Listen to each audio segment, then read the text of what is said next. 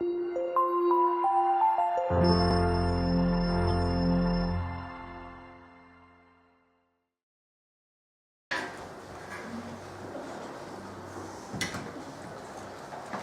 ուզում եմ ևս մեկ անգամ ողջունել ձեզ բոլորիդ, բոլոր նրանց, ովքեր որ առաջին անգամ են մեր մեջ, ասեմ, որ այս առանձնաշնորհում ունենք ու ամեն կիրակի ուղղակի առիթ ունենք միասին Աստծո խոսքից կարդալու, սրտելու եւ այն ինչ որ Աստված մեզ սովորեցնում է Աստվածաշնչից դա առնելու։ Այն ինչ որ մեզ Տեր Աստված սովորեցնում Աստծո խոսքի մեջ, սա է մեզ համար կարևոր առաջնային եւ այստեղ երբ որ գալիս ենք մեկտեղ ենք հավաքվում, նպատակը մեկն է, որ ուղղակի ճանաչենք, թե Աստված մեզանից ինչ է ուզում։ Որ չասենք, որ քրիստոնյա ենք եւ եթե ինչ-որ մեկը հարցնի մեր քրիստոնեությունից ինչ գիտենք, կարողանանք լիարժեք պատասխանել, թե խենք քրիստոնյա անվանում ինքներս մեզ։ Ինչ ենք հավատում, ում ենք հավատում։ Եթե ունեք Աստվածաշնչեր, կխնդրեմ, որ ձեր Աստվածաշնչերը բացեք, հետևեք, եթե չէ ու ցանկություն ունեք Աստվածաշունչ ունենալու, պաշտամունքից հետո երբ որ կվերջացնենք, մոտեցեք, ասեք բոլորիդ անվճար Աստվածաշնչեր կտանք, եթե ցանկություն ունեք, որպեսզի կարդաք, դուք էլ իմանաք, ասեմ, որ բավականին պարզ թարգմանությամբ է, որպեսզի հասկանալի լինի։ Ու եթե ցանկացողներ կլինեն վերջում, խնդրում մոտեցեք, ասեք ու սիրով կնվիրենք ձեզ Աստվածաշնչեր։ Այսօր պետք է շարունակենք կամ ավելի ճիշտ պետք է սկսենք մի նոր նամակի սերտողություն, Եբրայեցիս նամակի սերտողությունը, նոր գտականում, եթե գիտեք Աստվածաշունչը բաղկացած է հին ու նոր գտականից ու նոր գտականի մեջ կան առանձին գրքեր։ 27 գիրք կա եւ այդ 27 գրքերից մի գիրք կա, որը անվանվում է Եբրայեցիս։ Այսինքն այս նամակը գրվել է քրիստոնյաներին, որոնք որ մեծ մասամբ հրեաներ են այն ժամանակ եղել։ Ուրեմն տեսեք, հեղինակը դեռևս պարզ չի, չգիտեն կոնկրետ ով է գրել։ Շատ-շատերն ասում են Պողոս առաքյալն է գրել, շատ-շատերն ասում են Բարնաբասն է, Ապոլոսն է, բայց իրականում Աստված մեզ չի հայտնել, թե կոնկրետ Եբրայեցիս նամակի հեղինակն ով է։ Մենք գիտենք, որ Աստվածաշունչը ամբողջովին Աստված է գրել կամ Աստված է ներշնչել իր մարդկանց, իր առաքյալներին որպեսզի գրեն, բայց կոնկրետ Եբրայեցիս նամակի մասին շատ տեղեկություն չունենք։ Կարող ենք միայն այն ասել, որ նամակը գրվել է մինչև 70 թվականը, ինչու ենք ասում մինչև 70 թվականը, որովհետև երբ որ կարդաք նամակը կտեսնեք, որ շատ խոսքերի մեջ գրվում այնպես, որ տաճարը կարծես թե չի դեռևս կործանվել Երուսաղեմի տաճարը։ Դեռևս կատարում են այդ զոհաբերությունները, ծիսական արարողությունները եւ հետեւաբար երբ որ նամակը գրվել է, դեռևս քանի որ տաճարն եղել է, տաճարը գիտենք որ 70 թվականին է կործանվել Հռոմեական կայսրության կողմից։ Հետեւաբար նամակը գրվել է մինչև 69 թվականները։ Ինչ է իր մեջ պարունակում, ընդհանրապես նամակը բավականին շատ մեծ գանձեր ունի իր մեջ պարփակված, որ հույսով եմ սերտողության ընթացքում շատ ավելի կիմանանք կամ կբացահայտենք, կիմանանք թե ինչ է ասում եւ հիմնականում այս նամակի մեջ Եբրայեցիս նամակի հեղինակը ցանկություն է հայտնել շեշտելու Հիսուս Քրիստոսի առանձնահատկությունը, յուրահատկությունը, թե ինչով է նա նրա կատարած ծառայությունը առավել մինչև այդվա մարգարեների եւ շատ մարդկանց ծառայություններից, որ կատարյալ ծառայություն արեց, կատարյալ զոհ արեց։ Երկրորդը, այնտեղ կա 5 զգուշացումներ քրիստոնյաների համար, որոնց մասին նորից այսօր չէ, բայց ընթացքում կխոսենք մեր հավատքի վերաբերյալ, մեր քայլի վերաբերյալ, այսինքն որպես քրիստոնյաներ ինչ վարք ու վերաբերմունք պետք է ունենանք։ Եվ նաև վերջինը Եբրայեցիս նամակի հեղինակը ուշադրություն է դարձնում կապն ուզում ցույց տա հին ու նոր գտականը, եթե գիտեք, հին գտականն է սկզբի հատվածը եւ մեջտեղից ու ավելի նույնիսկ 30% կազմում են նոր գտականը։ Եբրայեցիս նամակը ցույց է տալիս կապը հին գտականի եւ նոր գտականի, ինչպես պետք է հասկանանք եւ ինչպես պետք է մեկնենք։ Եվ այսօր խոսելու ենք ընդամենը 3 համարից, եկեք կարդանք Եբրայեցիս առաջի գլուխ 1-ից 3 համարները։ Եբրայեցիս 1, 1-ից 3 համարները։ Եբրայեցիս 1, 1-ից 3։ Աստված որ շատ անգամներ, շատ կերպերով սկզբից խոսեց մեր հայրերի հետ մարգարեների միջոցով, այս վերջին օրերում մեզ հետ խոսեց իր որդու միջոցով, ում ամեն բանի ժառանգ կարգեց, ում միջոցով նույնպես աշխարհն էլ ստեղծեց, որն իր փառքի լույսն է ու իր էության ստույգ արտահայտությունը լինելով եւ ամեն ինչ իր զորության խոսքով պահելով եւ իր անձով մեր մեղքերը քավեց, նստեց բարձունքներում մեծության աջ կողմը, ամեն։ Եկեք կարճ աղոթք անենք։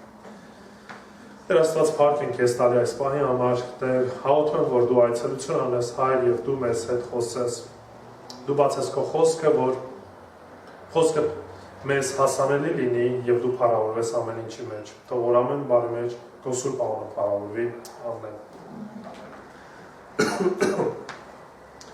Մի անգամ մի եկեղեցու առաջնորդին է մեկը մոտենում հովին եւ նման հարց է տալի, ասում է ձեր եկեղեցում խուլերի համար հատուկ ծառայություն ունեք, թե ոչ։ Հովիվը մտահոգված նայում է այդ անձնավորությանը եւ ասում է Անկեղծ ասած առանձին ծառայություն խուլերի համար չունենք, բայց նաև հասկանում եմ, որ դրա կարիքը շատ կա, ասում եմ ինչու, ասում եմ, որտեղ մոտս այնպիսի տպավորություն է, ոնց որ եկեղեցին խնդիր ունի լսելու հետ կապված, որտեղ անդադ լսում են, բայց որևիցե փոփոխություն չի լինում իրենց կյանքում։ Եք շատ անգամներ մենք էլ մեր երեխաներին շատ էս արտահայտությունը անում ենք, չէ՞, ասում ենք մի ականջից մտնում է, մյուս ականջից դուրս է գալիս, այսինքն մարդը լսում է, բայց որևիցե փոփոխություն կյանքի մեջ չի լինում։ Շատ անգամներ մենք էլ որպես քրիստոնյաներ կարող է Աստծո խոսքը լսենք, բաներ սովորենք, բայց այդ խոսքը մեր կյանքում որևիցե ազդեցություն չունենա։ Ուշադրություն դարձրեք լոկ են պարզ բանի, թե քանի տարի մենք ունենք քրիստոնեությունը, քանի տարի է Հայաստանում ընդունված քրիստոնեությունը, կարող եք ասել, մոտավորապես։ Ու ասեք, 1719 մոտավորապես։ Տեսեք, 1700 տարի ինչ քրիստոնեությունը Աստծո խոսքը գոյություն ունի Հայաստանում, բայց շատ շատերին եթե հարցնես, նույնիսկ Աստվածաշունչը չեն բացել։ Նույնիսկ չգիտեն, թե Աստծո խոսքը ինչ է սովորեցնում։ Շատ բաներ լսում ենք, շատ բաներ ասում ենք, որ լսել ենք, հավատացել ենք, բայց գործնականում մեր կյանքում դա որևիցե փոփոխություն չի բերում։ Եվ այսօրվա խոսքս կամ քարոզի թեման սա է լինում, որ արդյոք լսում ես, երբ Աստված խոսում է։ Արդյոք մենք լսում ենք, երբ որ Աստված մեզ հետ խոսում է։ Եթե ուշադրություն դարձեցիք հենց ամենաառաջի համարը, տեսեք ինչ ասում, Աստված, որ շատ անգամներ, շատ կերպերով սկզբից խոսեց մեր հայրերի հետ մարգարեների միջոցով։ Ինչ է նշանակում Աստված մեզ հետ խոսեց կամ մեր հայրերի հետ խոսեց տարբեր կերպերով մարգարեների միջոցով։ Եթե ծանոթ եք նորից Աստվածաշնչին, Հին կտակարանը ընդհանրապես մինչև Քրիստոսի գալը, ոնց ենք բաժանում հին ու նոր կտակարան։ Հին կտակարանը մինչև Քրիստոսի գալն էր, Քրիստոսի գալուց հետո արդեն գալիս է նոր կտակարանը կամ նոր ուխտի շրջանը։ Հին կտակարանում Աստված մարդկանց հետ մեծամասամբ խոսում էր մարգարեների միջոցով։ Մարգարեները մարդիկ էին, որ Աստված ընտրում էր եւ խոսքը փոխանցում էր այդ մարդկանց միջոցով իր ժողովրդին։ Մեծամասամբ խոսքը փոխանցվում էր բանավոր տեսքով, այսինքն գրավոր չէր։ Երկնքից օրինակ Աստվածաշունչը չի իջել սենց ներքև ու մարդիկ ընդունել են։ Աստված խոսել է մարգարեների միջոցով եւ մարգարեները այդ խոսքը ինչ են արել, փոխանցել են ժողովրդին։ Հետագայում ընթացքում այդ փոխանցված խոսքը գրի է առնվել, հավաքվել են միասին եւ մենք հիմա ունենք գրավոր ամբողջական Աստվածաշունչը։ Մարգարեների հիմնական ֆունկցիան կամ գործը այն չէ, որ օրինակի համար ասեն ապագան։ Ճիշտ է, մարգարեները ապագայի մասին բաներ խոսում էին, բայց մեծամասամբ ինչ որ մարգարեները մեզ փոխանցում էին, Աստծո կամքն էին փոխանցում տվյալ իրավիճակի համար, տվյալ ժողովրդի հենց այդ պահի հետ կապված։ Իրանց հիմնական նպատակը սա է առնել Աստծո խոսքը ու փոխանցել ժողովրդին։ Եվ դրա համար, դրա պատճառով այն խոսքը, որ փոխանցվում էր մարգարեների միջոցով, կիսատ էր կամ ամբողջական չէր, որտեղ ըստ իրավիճակի մարգարեները պատասխանում են կամ ըստ իրավիճակի Աստված ուղարկում էր իր մարգարեներին, որպեսզի գնային ու խոսեին։ Եվ ինչ տեղի ունեցավ, երբ որ Հիսուս Քրիստոսն եկավ։ Դրանից հետո Աստծո խոսքը սկսում է համեմատել մարգարեների տված խոսքի եւ Քրիստոսի միջեւ։ Շարունակությունը կարդանք, տեսեք ինչ է ասում Աստծո խոսքը։ Այս վերջին օրերում մեզ հետ խոսեց իր որդու միջոցով։ Այսինքն մինչև այդ մարգարեների միջոցով էր Աստված խոսում, վերջի օրերում Աստված ուղարկեց իր որդուն Հիսուս Քրիստոսին ու Հիսուս Քրիստոսի միջոցով մեզ հետ խոսեց։ Ո՞րն էր տարբերությունը մարգարեների եւ Հիսուս Քրիստոսի։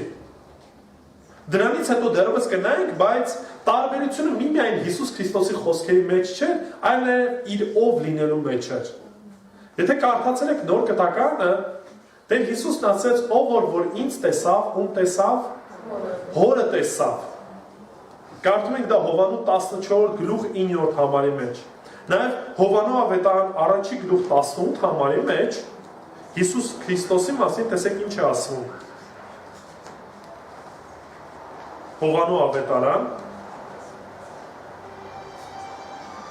առաջի գլուխ 18 համարը։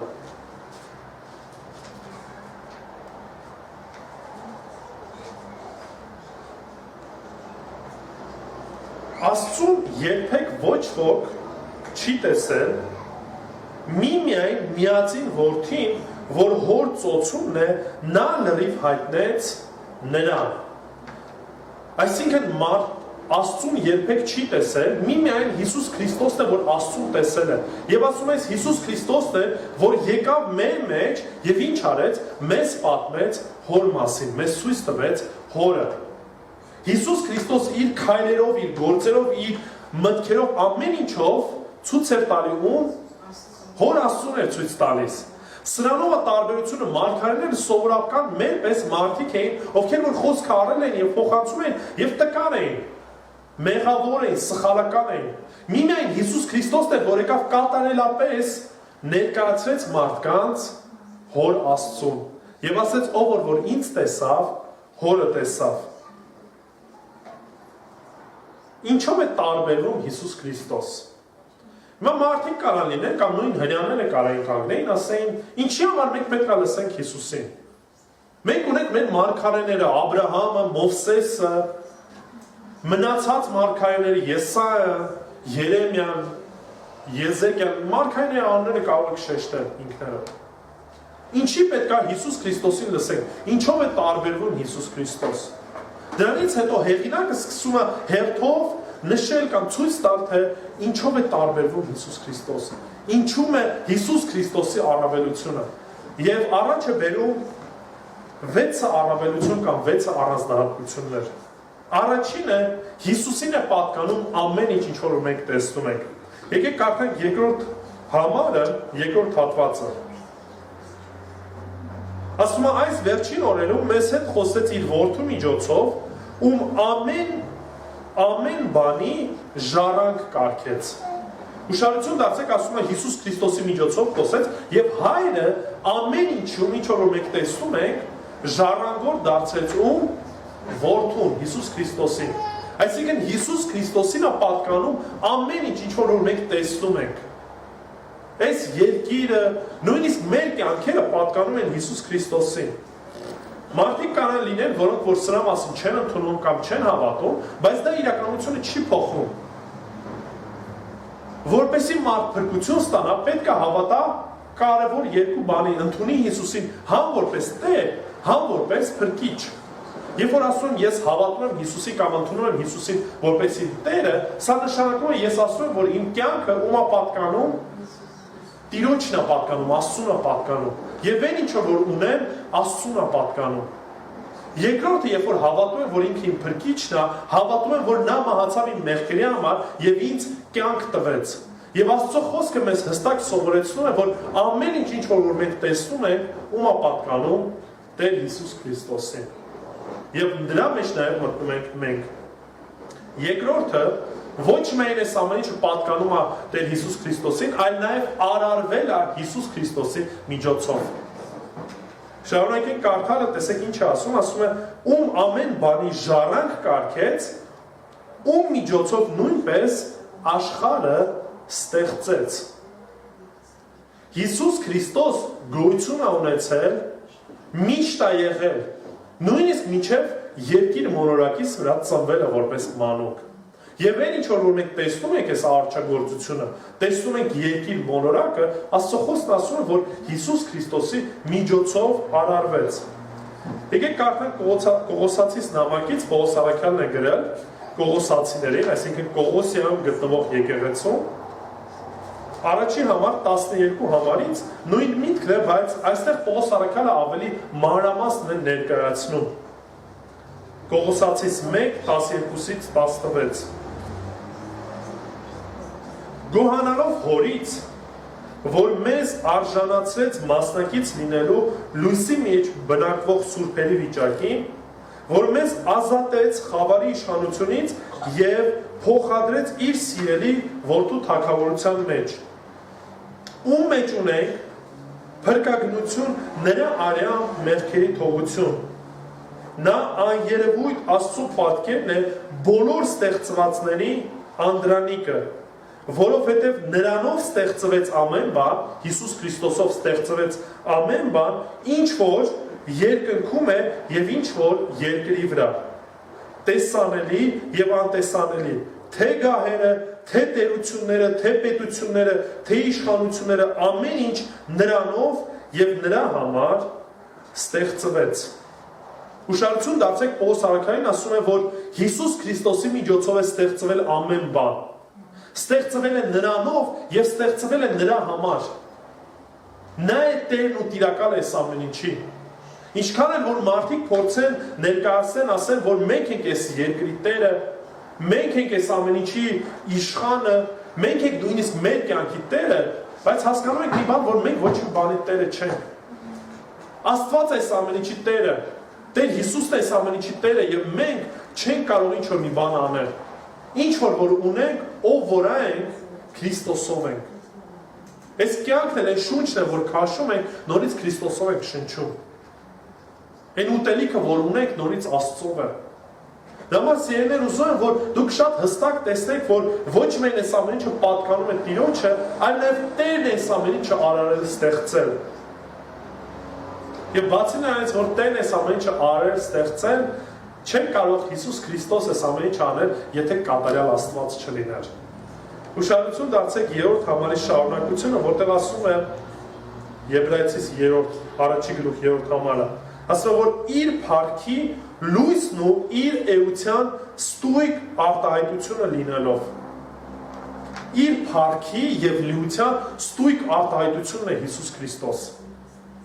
Չի կարա ինչ-որ մեկը Աստծո լիարժեք արտահայտությունը լինի, եթե ինքը Աստված չէ։ Չի կարա, դա անհնարին է։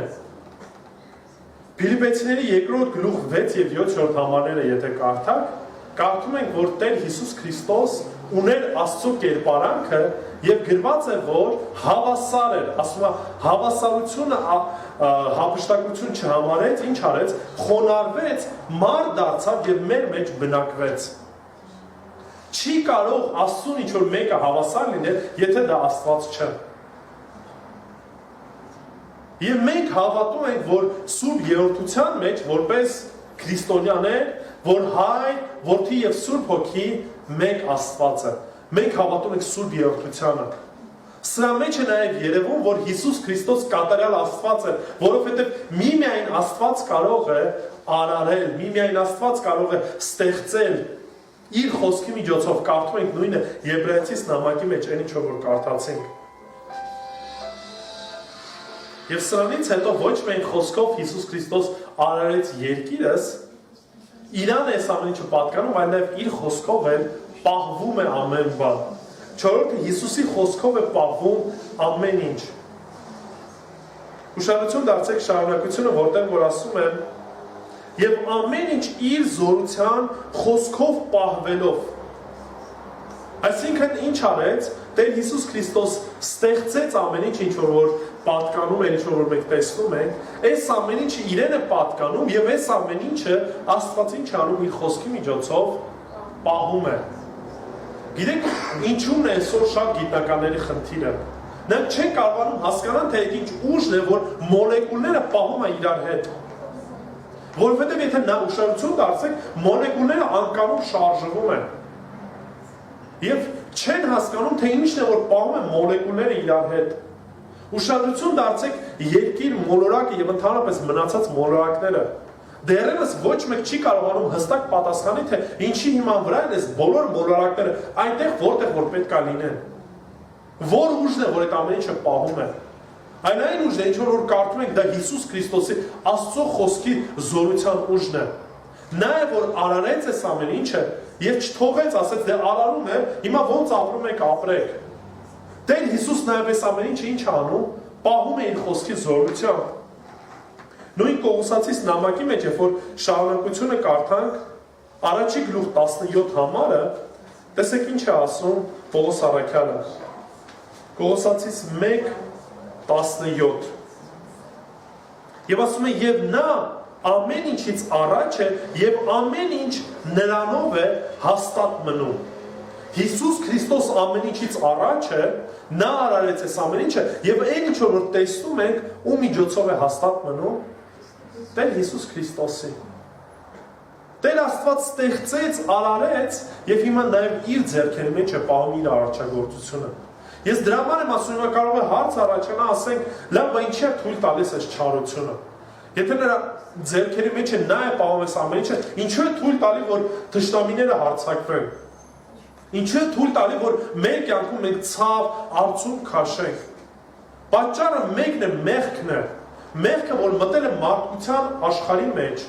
մտել է մարդկանց մեջ եւ այսօր այդ մեղքն է, որ այս ավերածությունն է իրականացնում։ Աստված երբեք չի ցանկացել, որ ցավ լինի, երբեք չի ցանկացել, որ արյուն լինի, երբեք չի ցանկացել, որ արցունք թափվի։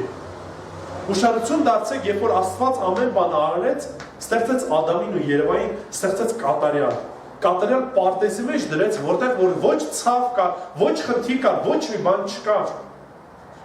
Բայց ինչ արեց, մարդը հնազանդ գտնվեց եւ մեղքը մտավ։ Եվ երբ որ մեղքը մտավ, մտավ նաեւ չարությունը, մտավ այս ցավը։ Բայց գիտեք ինչ է խոստացել Աստված։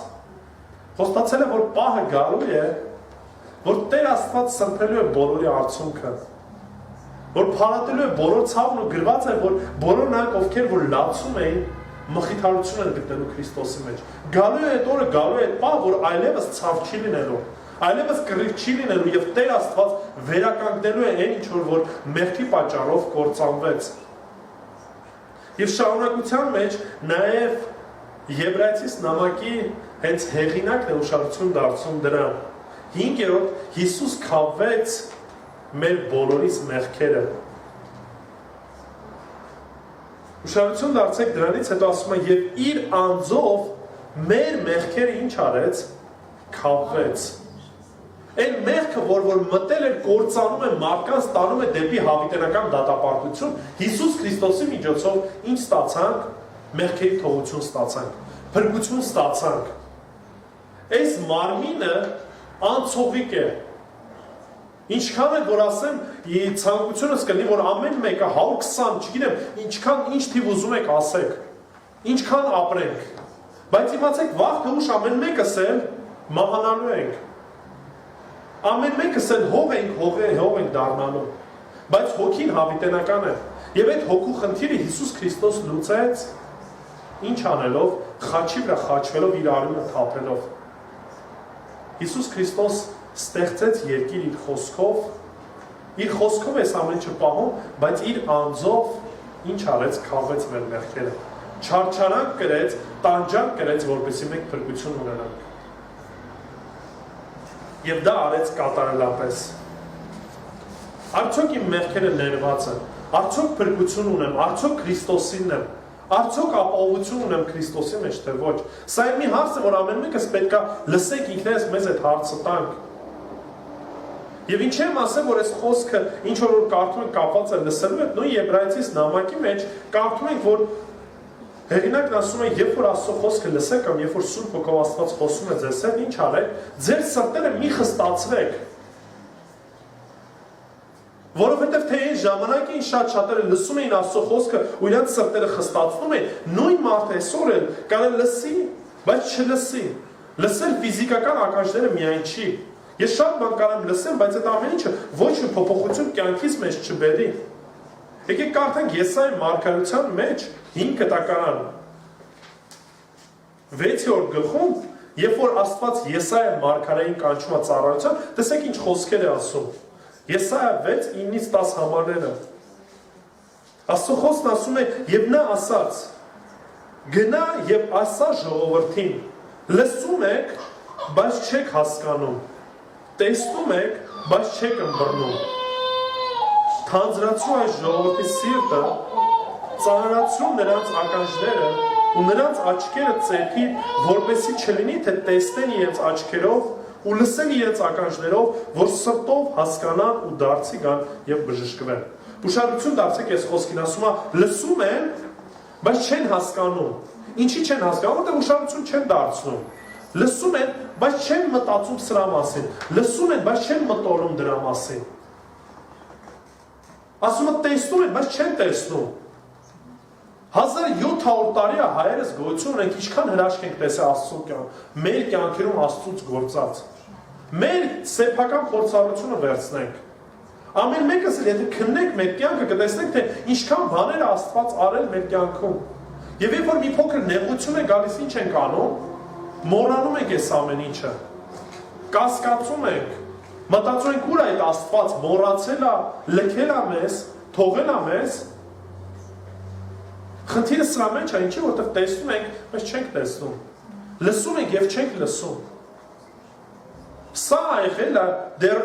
հին ժամանակներում, հազարավոր տարիներ առաջ։ Կարծում եք մարդիկ փոխվել են։ Չէ, մարդիկ նույն են մնացել։ Մարդիկ նույն են մնացել նույն տրամաբանությամբ, որ ամեն մեկը հարցնում ասում է, Տեր, որտեղ ես։ Ինչի ես այս ցավ ունեմ, ինչի ես այս խնդիրն ունեմ։ Ինչի ես թույլ տալի ես մի բանը։ Բայց միգուցե պատճառն է, որ ժամանակին չենք լսում։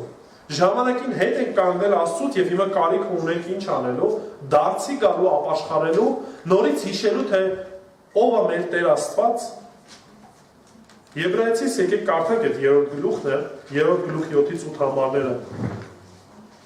Եբրայեցիս 3, 7-ից 8 համարները։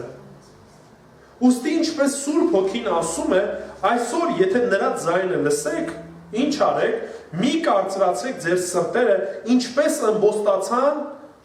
ըմբոստության մեջ փորձության օրը անապատում,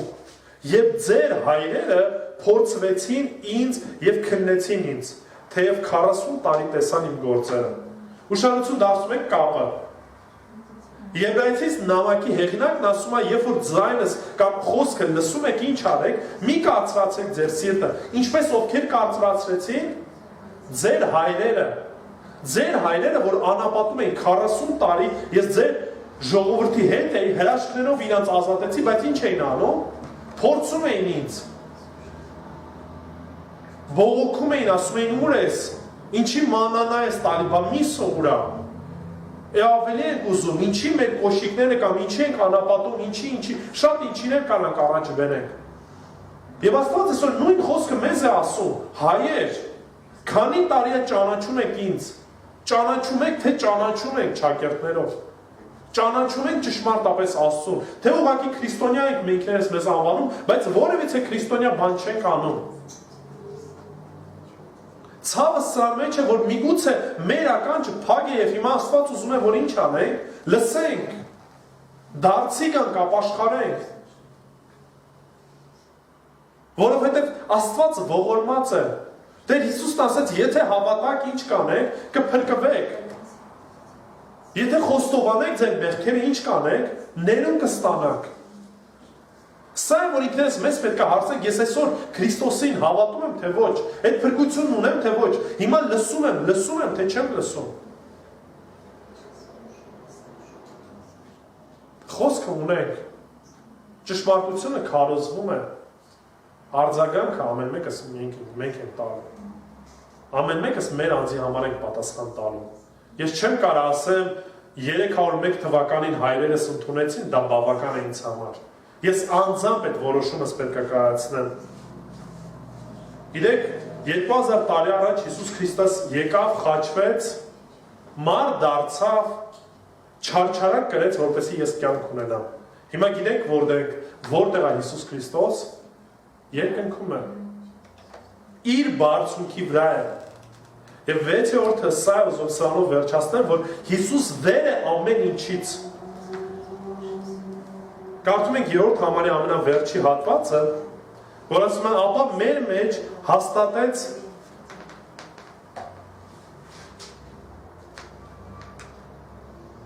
երրորդ համար ամբողջությամբ կարդամ, որ ասում են, որ իր փառքի լույսն ու էությունը ստույգ արտահայտություն լինելով եւ ամեն ինչ իր զորության խոսքով պահելով, երբ իր անձով մեղքերը քավեց, ինչ արեց, նստեց բարձունքներում մեծության աջ կողմում։ Այս պայծրությամբ Հիսուս Քրիստոս իր գահին նստած է։ Ամեն բան տեսնում է, մի բան չկա, որ Աստծո աչքից վրիպի։ Եվ այսօր է Հիսուս Քրիստոսը նույն Տերը, որ ժամանակին խաչվեց ինձ համար, այսօր այդ նույն Տեր Հիսուս Քրիստոսը փրկություն առաջարկում է ամեն մեկին։ Մենակ թե եթե խոստովանենք, մենակ թե եթե իր առաջ գանք, Տերը խոստանում է ապահովություն, հավիտենական ապահովություն։ Մարմինը կարողացնի գնալ, բայց հավիտենականը հոգին է, որի փրկությունը Տեր Հիսուս առաջարկում է։ Առաջարկում է մեկը, ով որ վեր է ամեն ինչից։ Տեր Հիսուս Քրիստոսն է, որ թագավորների թագավորն է։ Նա է, որ առաջինն է եւ վերջինը։ Նրան է պատկանում ամեն ինչ եւ նրանով արարվեց ամեն բան։ Արդյոք ես ճանաչում եմ այդ Տիրոջը։ Արդյոք նա է իմ կյանքիս Տերը ու Փրկիչը։ Եկեք կարճ աղոթք անենք, խոստովանության աղոթք անենք, աղաչանք բարձրացնենք, ասենք Տեր ների մեր մեղքերը, որովհետև դեռևս քեզ չենք ճանաչում։ Ապրում ենք եսասիրաբար շատ անգամներ ինքներս մեր անձն ենք փնտրում։ Բայց կարիք ունենք դարձի, կարիք ունենք ապաշխարության, որովհետև եթե ապաշխարեցինք, եթե դարձի եկանք, ինչ կանես, խաղաղություն կտաս, հավիտենականություն կտաս, կյանք կտաս, որը որ վեր է ամեն ինչից։ Դրա համար է Աստված ասում, մի վախեցեք նրանից, ով որ մարմինը կարող է սպանել, բայց հոգու այդ բան չի կարող անել։ Այլ վախեցեք նրանից, ով որ նաև այս ֆիզիկական կյանքն է իրեն պատկանում, այլ նաև պատկանում է մեր հոգին, որը Տեր Հիսուս Քրիստոս, որ արդեն ասացինք։ Ինչի, որովհետև նա է արարիչը այս ամեն ինչի, նրան է պատկանում ամեն բան, ինչ որ մենք տեսնում ենք, նա է կատարյալ Աստվածը, նա է, որ տվել է մեր մեղքերին քավություն, նա է, որ հիմա նստած է երկնքում։ Եվ մեր արձագանքը սա պետք է լինի։ Այո Տեր, ինչ ես ցանկանում, որ ես անեմ։ Եկեք աղոթք անենք եւ վերջացնենք։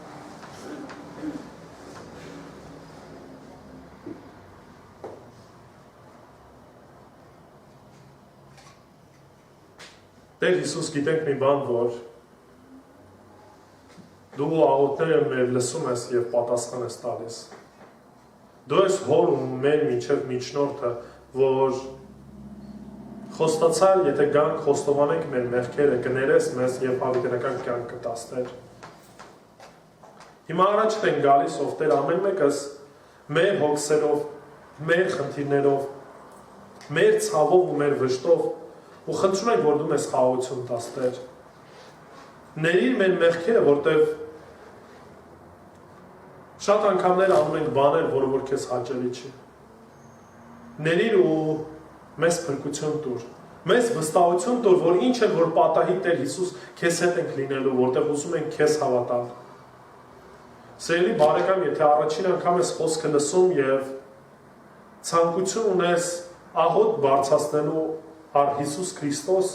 կարող ես պարզ աղոթք անել, կարող ես քո խոսքերով նստածը տեղում ուղղակի աղոթիր ու ասա Տեր Հիսուս, ներիր, որտեղ ես մեղավոր եմ, ներիր, որտեղ այսքան ժամանակ ապրել եմ ինքս իմ շահ փնտրելով, չեմ ճանաչել քեզ, ապրել եմ այնպես, ինչպես որ ես եմ ցանկացել։ Խնդրում եմ ների մեղքերս ու ինձ հավիտենական կյանք տուր, որ ինչ որ լինի, քեզ հետ ապրեմ հավիտյան։ Ինձ տուր խաղաղություն, որ քայլեմ քեզ հետ ու ինչ էլ որ պատահի իմանամ, որ ինչպես որ դու մահացար եւ երրորդ օրը հարություն առար, նույնպես եւ ես քեզանով կյանք եմ ունենալու հավիտենական։ Այս ամենը աղոթում եմ Տեր Հիսուս քո անունով, ամեն։